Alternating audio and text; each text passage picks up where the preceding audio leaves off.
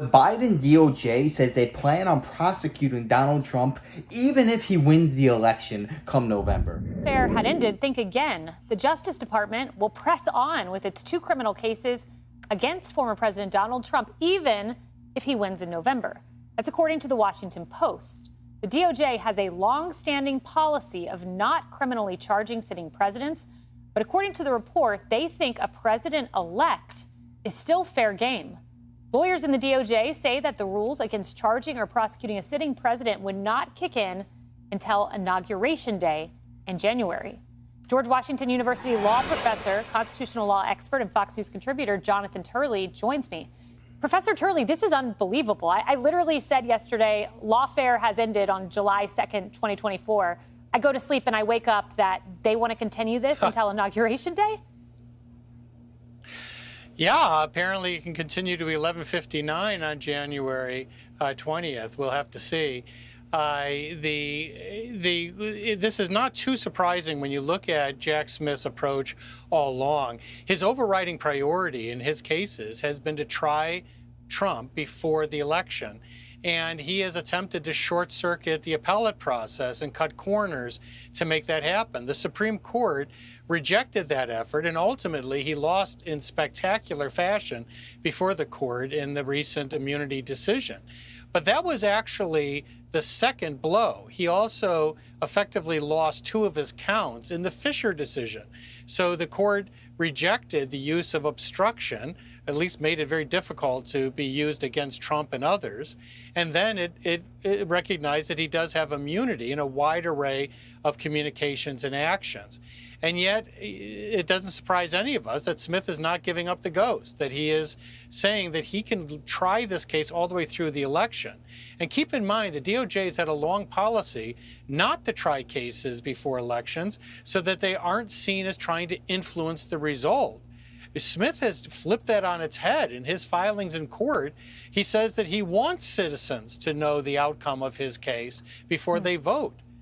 Yeah, you're exactly right, and that's a fantastic point. This guy is a freaking nut job. The fact that he wants to keep going after Donald Trump up until the minute that he might get inaugurated is just straight up blasphemous. If this guy had a brain, he would sit there and say, you know what, I do personally believe Trump is guilty, but I'm going to let the American people decide. If Donald Trump wins the electoral vote come November, then I'm going to drop this because he's the president and I respect that and I respect the power of the office. I'm not going to step on toes. I'm not going to do this, do that. Even though Donald Trump is not guilty of anything. This is a witch hunt now, and it was a witch hunt when it started. These people are just filled with hate. Look at the picture of Jack Smith right there and tell me he's a loving guy. I could just see in his eyes. I could see the hatred. And that's just a horrible way to live. And it goes against everything that America stands for. Today asked Professor John Yoo about the January 6th case, and I played for him some legal analysis from Jeffrey Toobin, not always a friend of the current or former president, I should say.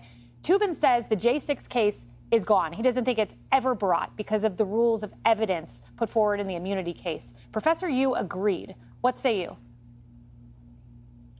Well, I think it's very, very difficult to do this. I said after the opinion came down that the court had ripped the wings off this case, but Smith is still trying to get it off the ground. Now, he has a very favorable judge. I can't imagine a more favorable judge in Judge Chutkan. And she's very motivated. She was working with Smith to get this trial on a rocket docket before the election. She's likely to continue to try to do that. But that was part of the problem here.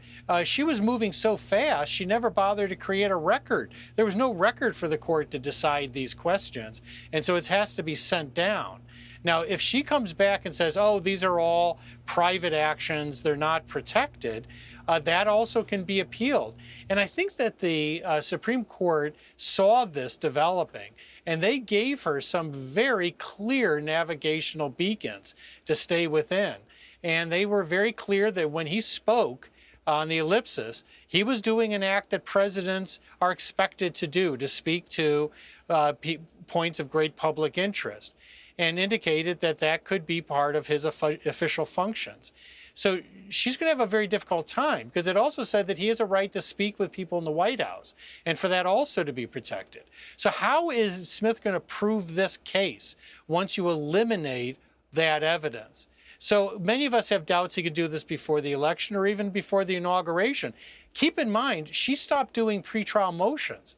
So it'll take 30 days for this case from the issuance of the opinion to be released to a district court. She promised the defense roughly 80 days that they would have once she gets the case back. She has to do pretrial motions, deal with this remand, and also deal with the Fisher decision. Plain and simple, they're scrambling, they're panicking, they don't know what to do. Donald Trump looks like he's headed straight for the White House, and they're doing anything in their power to stop this man. But all they're really doing is waking up Americans. Because when Donald Trump first initially said he was going to the White House, and he talked about the deep state, he talked about the swamp, a lot of people were like, what's he talking about? This is kind of conspiracy theory. This is nonsense.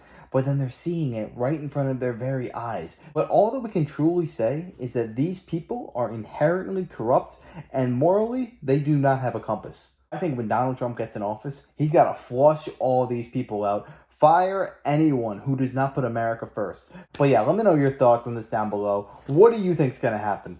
Do you think if Donald Trump wins in November, they're going to continue to go after him? And if you enjoyed, make sure to smash a like, comment, subscribe, and I wish you guys nothing but the best. Till next time.